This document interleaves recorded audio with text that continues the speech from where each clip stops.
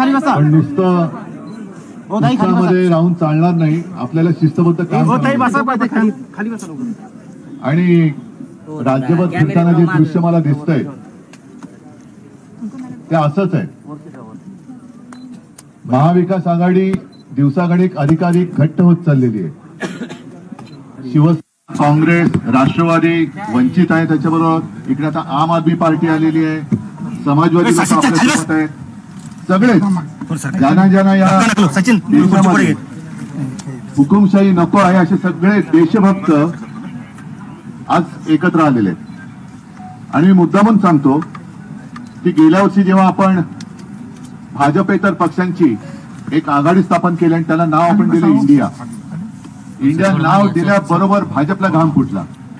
कारण आता होणार कसं, इंडियात जर का इंडियाशी लढणार कसं, इंडिया म्हणजे भारत, हिंदुस्थान.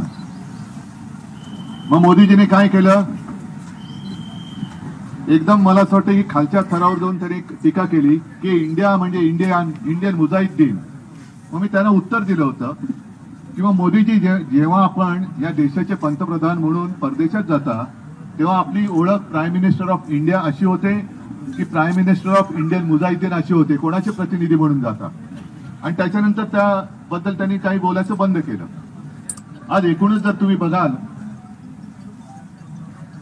तर पुन्हा एकदा घोषणांचा पाऊस पाडतायत.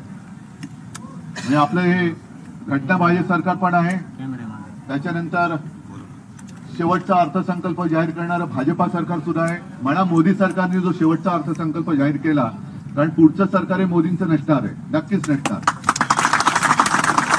आज सुद्धा मी पेपरमध्ये वाचलं की काही गोष्टींचे त्यांनी किमती कमी केलेल्या आहेत. हे निवडणुकीच्या काळामध्ये होणार आणि निवडणूक एकदा का बटन आपण दाबलं की दुसऱ्या दिवशी बघाल सगळ्याच्या किमती वाढल्यात. तर आता 5 वर्ष जनतेला गॅसवर ठेवून निवडणुकीच्या काळात गॅसच्या किमती कमी करायच्या, हे थोतांडे यांचं नाटक हे आपल्याला सगळ्यांना कळलेलं आहे. म्हणून मी म्हटलं की नुसतं उत्साहामध्ये काम करून चालणार नाही.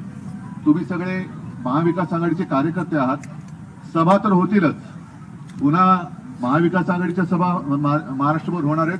पण कार्यकर्त्यांनी म्हणून तुम्ही जे काही काम करायचे ते तुमच्याकडनं मला हीच अपेक्षा आहे की आजपर्यंत जसं 2014ला मोदीजीने केलं होतं ना चाय पे चर्चा, म्हणजे आता त्या सुद्धा गोष्टी बाहेर यायला लागल्यात. विदर्भामध्ये मी जाईन तेव्हा त्याच्याबद्दल बोलेन की विदर्भात जाऊन त्यांनी 2014ला जी आश्वासनं चाय पे चर्चा चहा पिता पिता केली होती ती अद्याप पूर्ण झाली नाही. पूर्ण तर सोडा, त्याच्याबद्दल गेल्या 10 वर्षात कोणी लक्ष पण दिलेलं नाही.